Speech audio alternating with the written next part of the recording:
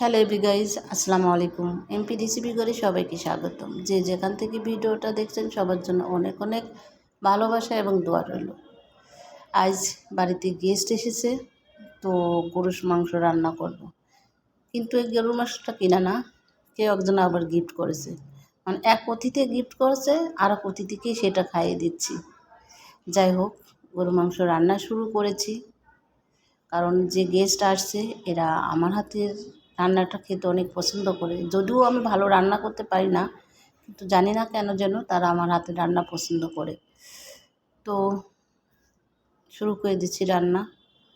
এরা আমার খুবই কাছের আত্মীয়, এরা সবসময়ের জন্য আমার জন্য ভালো চায়।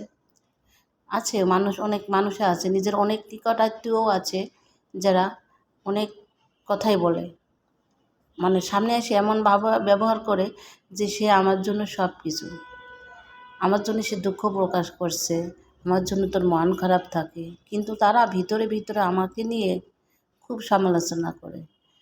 কিন্তু সত্যিকার বলতে এনারা আমার অনেক কাছের, সবসময়ের জন্য মন থেকে এরা আমাকে ভালোবাসে, সেটা আমি বুঝি। তো যেহেতু তারা আসছে, আমার একটা কর্তব্য আছে।